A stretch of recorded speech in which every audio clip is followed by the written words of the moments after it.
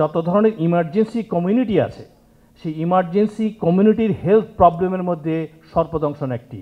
বাংলাদেশের সরকারের যে দলিল আছে কমিউনিটি ইমার্জেন্সি বলে, সেখানে সর্পদংশনকে লিপিবদ্ধ করা আছে।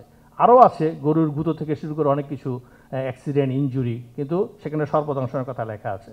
ওয়ার্ল্ড হেলথ অর্গানাইজেশন এবং ওয়ার্ল্ড হেলথ অ্যাসেম্বলিতে যখন আলোচিত হয় এটা, তখন ওরা বলেছিল যে দেশে এটার সংক্রমণ বেশি হবে এবং মৃত্যু বেশি হবে সেখানে এটাকে নোটিফায়াবল ডিজিজ করতে হবে। বাংলাদেশে 2022 সালে আমাদের যে গবেষণাটা এনসিডিসির তরফ থেকে করেছেন, এই প্রফেসর অনিরুদ্ধ থেকে শুরু করে সবাই, তারা দেখিয়েছেন আমাদের 4 লক্ষ বাইট হয় এবং 7,500 মানুষ মৃত্যুবরণ করে। কোনো একটা দেশে, গরিব দেশের, আমাদের পুয়ার যেসব ফার্মাররা আছেন, যারা জেলেরা আছেন, তারা মারা যাচ্ছেন, তাদের কোনো ভয়েস নেই। বাংলাদেশে সর্পদংশনের কোনো বৈজ্ঞানিক চিকিৎসা আছে কিনা এটা সম্ভবত প্রফেসর এম এ ফয়েজের আগে কেউ আমরা চিন্তা করতে পারিনি।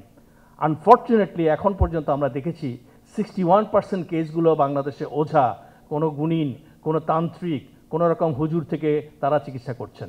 যেখানে একটা ভালো আধুনিক চিকিৎসা পদ্ধতি আছে সেখানে এরা বিভিন্ন ধরনের পদ্ধতি করে মানুষকে দেরি করছেন এবং মৃত্যু মুখে তাদেরকে পরিচালিত করছেন। এটা হচ্ছে চরম অপচিকিৎসা। সকলের জন্য অবগতির জন্য জানাচ্ছি, আমাদের এই অপচিকিৎসার জন্য সাধারণ মানুষের যে সচেতনতা সেটা এখন পর্যন্ত আমরা বিল্ড আপ করতে পারিনি, কিন্তু এটা করার অত্যন্ত জরুরি দরকার। এই অপচিকিৎসার বিরুদ্ধে বাংলাদেশে আইনের অত্যন্ত জরুরি প্রয়োজন।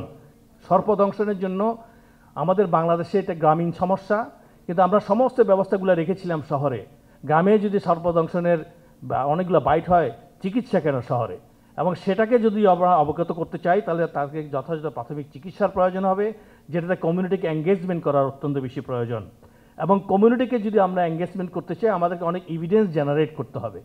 আমরা অ্যান্টিভেনম এখন ডিস্ট্রিবিউট করছি। অ্যান্টিভেনমগুলো বাংলাদেশে একটা ফার্মাসিউটিক্যালস কোম্পানি ইন্ডিয়া থেকে নিয়ে সেখানে প্যাকেজিং করে এবং ডিস্ট্রিবিউট করেন। বর্তমান সময়ে ক্রাইসিসের ভিতরে আমাদের প্রায় জানুয়ারি থেকে শুরু করে 13,000-এর উপর অ্যান্টিভেনম ডিস্ট্রিবিউশন হয়ে গেছে। বর্তমানে আমাদের অ্যান্টিভেনমের ডিস্ট্রিবিউশন প্রায় শেষের পথে, আরও 4,000 সামনে আসছে। তারা একটা 10 তারিখের ডেট দিয়েছেন। আমি রিকোয়েস্ট করবো ইনসেপ্টা ফার্মাসিউটিক্যাল যারা এখানে আছেন তারা যেন এই অ্যান্টিভেনমটাকে দ্রুত আমাদের কাছে অ্যাভেলেবেল করেন, তা নাহলে আমরা একটা ক্রাইসিসে পড়বো। আরেকটা হচ্ছে অ্যান্টিভেনমগুলো আমাদের বাংলাদেশের ভ্যানমের এগেনস্টে তৈরি করার কথা, ওনারা ইন্ডিয়া থেকে নিয়ে এসে ইন্ডিয়ার ভ্যানম এগেনস্টে অ্যান্টিভেনমগুলো প্যাকেজজাত করে ডিস্ট্রিবিউট করছেন। এত বড় ফার্মাসিউটিক্যালস কোম্পানি, এতগুলো ফার্মাসিউটিক্যালস কোম্পানি আমাদের আছে, কেন ওনারা অ্যান্টিভেনম তৈরি করতে পারেন না? এটা আমার একটা বিরাট বিষয়।